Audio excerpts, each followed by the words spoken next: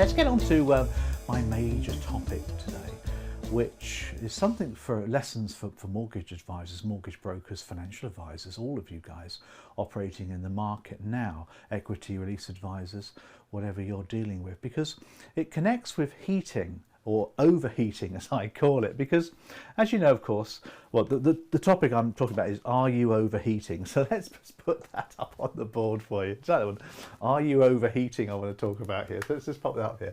Are you, here you go, overheating? Now, last week, as we know, there you go, let's put that up there for you, question mark. Are you overheating? Last week, as you know, we had record temperatures, 40 degrees in 36 places in the UK. And down here in Cheltenham, we were languishing at 38 degrees. It was just ridiculously hot. It was too much. People were burning up, and it was just too much for our little country to cope with. So what actually happened then? Well, we think about it, everybody was overheating. Now, the question I'm asking, are you though overheating at work? In your role as a mortgage advisor, financial advisor, wealth advisor, wealth manager, equity lease advisor, are you just working too many hours? Are you working too much? Are you doing everything in your business? Are you spinning too many plates at any given time? Are you, I've seen it, are you posting family pictures on LinkedIn with the quote saying, this is why I work as hard as I do, you know, pictures of your kids, which is lovely, we've all been there, but because you're working so hard, all the hours, having a week off with the kids means you can relax, and the reason for doing what you're doing is because of your kids. I get that, I've had kids myself, but it's probably a sign that you're overheating, and that's a serious message, that, because if you're overheating in business, it can mean that you'll burn out. You'll get stressed, depressed, whatever you want to call it, but you'll burn out. Burnout is a bit more of a macho word, isn't it, for stress, but it'll happen, and unless you're careful, it could happen and cause issues. Okay, we'll come back to that in a minute. Now, Shelley and I went for a meal on Friday night. We live in Cheltenham, as you know, and we can walk into town, which is great. And we went to Coates, which is a French restaurant. I love Coates, really lovely restaurant. Really good quality food. The food is always the same. So really, really lovely restaurant. But the problem with Coates is they're designed, their business model is to serve you. You know, you go in there and you get taken to your table and you sit down and you get looked after. You get served and everything's lovely. Until, of course, restaurants overheat. Like all things in the economy, they're all overheating. Restaurants, bars, airlines, the ports at Dover and the Channel Tunnel last week were overheating because they were just too busy. And restaurants, Cheltenham is no different to any other town, are struggling to get staff. And they had two guys there, a boy and a girl, lovely people, really good, just running around doing all the serving. There was about 60, 70 covers, I guess, in the restaurant. And they had people, you know, on trays bringing the food out from the kitchen and putting food on. But they weren't serving. They weren't like doing the restauranting. These two guys were rushing to the front entrance to greet people, rushing to tables. They were dripping with sweat, and I felt really sorry for them as well. And that's great because they were working. But the problem is, of course, they were overheating as a business. And if they carried on like that, those two people, who are probably not paid a huge amount of money, would probably just give up and go and do something else. Again, in your business as a mortgage broker, are you overheating? Because essentially, mortgage broking is a cottage industry. There's lots and lots of little 1-2 person bands, or one-man bands, woman bands, we can call it, operating. So we are prone to overheating. Now, Coates, of course, I mean, I was talking to Shelley about it afterwards, the following day. Coates should change things unless they can get more staff in, which actually is not the right answer nowadays anyway. What they should be doing is automating, is cutting the workload of those two waiter staff. So very quickly, what they could do, of course, is they could automate the menu. Now, we had a nice menu. It was on their website, which is pretty much the only automation they've got. And the menu was there. It's not an extensive menu. And they could have just given us a tablet on the table or something, or a machine, and I said, you know, McDonald's do it. We could have just tapped in what we wanted. We didn't have to have a waiter come up and write it on a little pad, you know, whatever they do. So that's the first thing they could have done to automate. They could have had a vending machine at the bar for the most popular wines, the most popular beers maybe, red wine or white wine or whatever it is. You push the button, put in your table number, and it pours the wine for you. It's not a problem to do that. And a lot of people would be quite happy to go and get their drink that way if there wasn't a huge queue and there wasn't a bit of a kerfuffle. They could have had robot servers. You've seen those on these pictures in Japan and places. Little robots come out with the food, don't they? It's not like a picture of a robot like lost in space, you know, like this, you know, with the tray on like this. No, that's not a robot. That's ridiculous. Now, a robot is a machine, like a sort of a fridge, I guess, size of a fridge. It's on wheels, and you've got trays in there, and it wheels across to your table, and your tray comes out, and you just help yourself. They could do that. It would take a bit more money, but they could do that if they wanted to.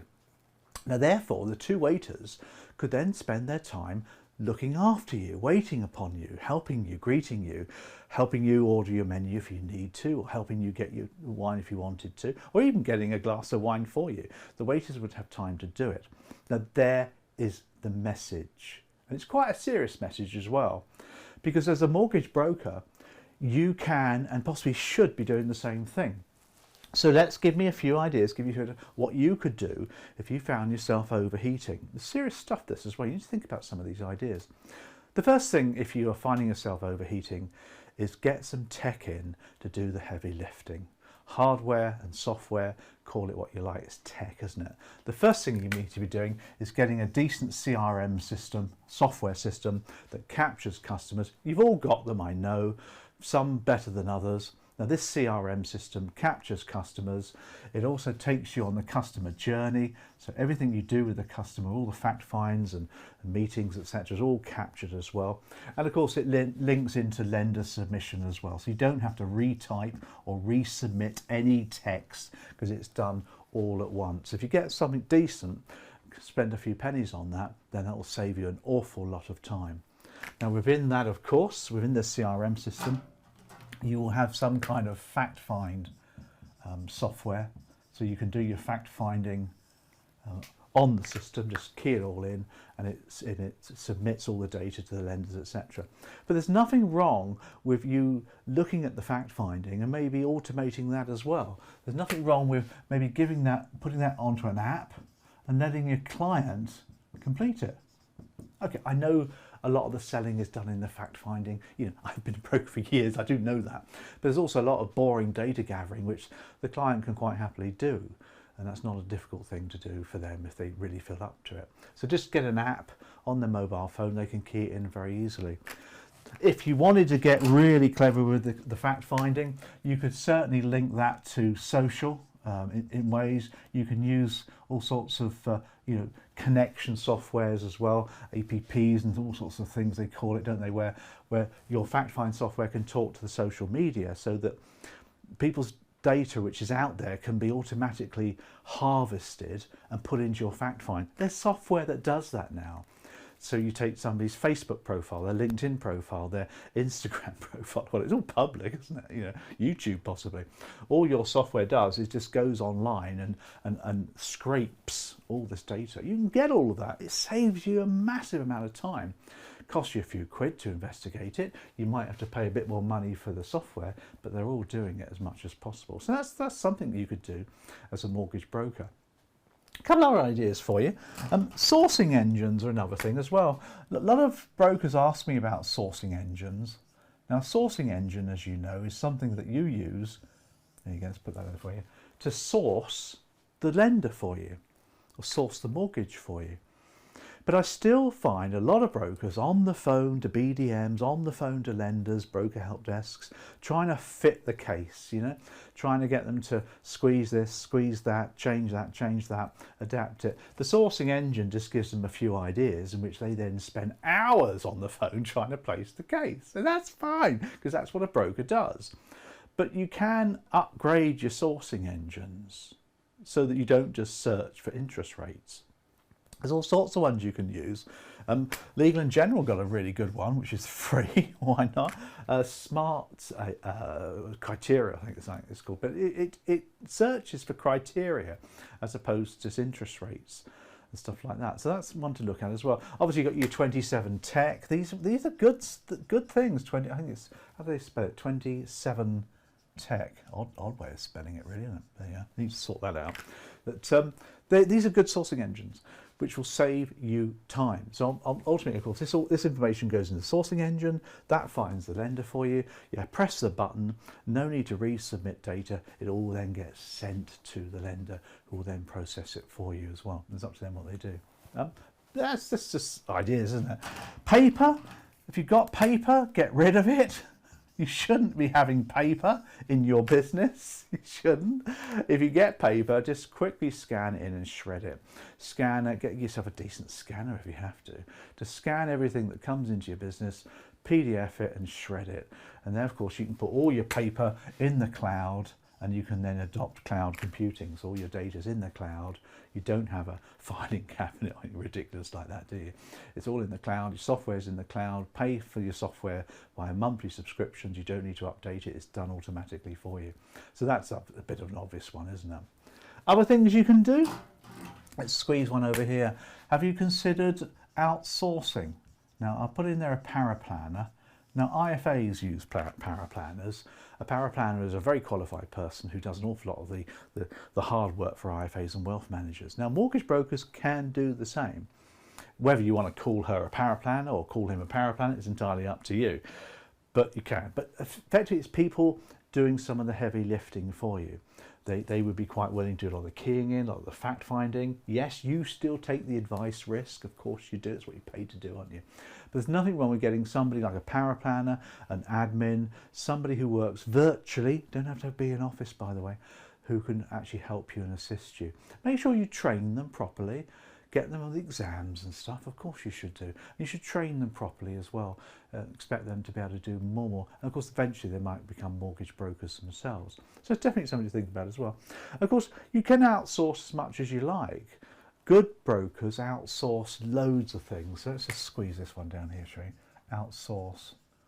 Now, you should outsource anything that you're doing which costs less than your fee-based work. I'll rephrase that for you. If you're doing something in your business that costs £10 an hour to get somebody else to do it, then you shouldn't be doing that. You should be paying somebody £10 an hour to do it, or probably more actually, if truth be told.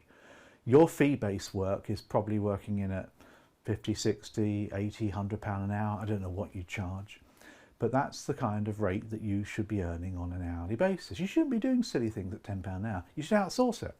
Get somebody to do it. You should use a company or a person or whatever it is. So outsource your marketing, outsource your client acquisition, your prospecting methods, outsource your social media. Get somebody to respond to all those inquiries on social media. Outsource your marketing, your content marketing. Get somebody to do your LinkedIn. All those things can be outsourced to businesses or people at a fraction of your hourly rate. And therefore, these things will stop you from overheating. Which is really the message, isn't it? Last one, just a thought. If you find yourself doing presentations and client meetings and things, get yourself a studio sorted. Let's squeeze this one over here, shall we? Get yourself a video studio sorted. Now, I've got a video studio down here because this is my work. Get a little room where you have a fixed camera, fixed monitors, where you do your client meetings. You don't have to do them face to face. It's completely not a waste of time. You're travelling 2 hours in the car, whatever it is, they're travelling to you. It's just wrong. You're using up carbon, you're killing the environment, everything just doesn't tick many boxes. But if you're going to do video meetings, do them properly. Get yourself some screens sorted, some proper cameras and audio, so that you're able to deal with people perfectly well. And the studio, of course, you can then go eventually for, you know, these Oculus Rift, these three-dimensional stuff. They call it the metaverse, don't you? I don't know whether we really want to get involved in that area, the metaverse itself, but that is an area where it will happen in the future. So get yourself a proper studio and encompass all the three-dimensional stuff, the artificial intelligence, all those things, and the metaverse and things, because that's quick and easy, isn't it? You can rock up and talk to people very, very quickly using that kind of stuff. And that's some ideas. I'm sure you've come across those before many times. Absolutely sure of that. But of course, it's a few ideas to give you to help you from preventing overheating. And that's the point, really. The overheating message is one that I've banged on about this afternoon. Again, Shelley and I went for a walk yesterday on Sunday. It was getting really hot, actually, quite warm. And we went through this little village. We're in the Cotswolds, 'cause it's beautiful up there, isn't it? And we walked from Chipping Campden, it was, in the Cotswolds, out across the country to a little village outside. And there was a pub there. And I said to Shelley, I said, fancy a pint? And she wanted some ice cream. So we went into this pub and we had a ordered a pint. And Shelley ordered the ice cream, which turned out to be like a pudding thing. So it had to be done via the kitchen. Anyway, we shuffled off to our table outside. I was drinking my pint. And they gave us a gadget, which is not rocket science. I'll share with you what the gadget looks like. Let's put a picture up for you. Can you see? There's a picture of me with my pint, as you can see. But can you see the gadget there? Nothing fancy. There's another picture of the gadget for you. Quite simply, what this gadget did is when the kitchen was ready for us to collect our order, this thing went beep, beep, beep, beep, beep, and we walked to the kitchen serving area. We picked up our tray and walked to our table. Now, obviously, that saves that pub from having somebody employed to deliver the food to tables, which is enormously time consuming and people orientated. A simple gadget like that just saved the job. And Shelley got her ice cream and she was very pleased about that, which on the hot day anybody would be, wouldn't it? I actually preferred the beer to the ice cream, but there we go, that's just the way I roll. Anyway, there's a story for you about Are You Overheating? Some key ideas there to help you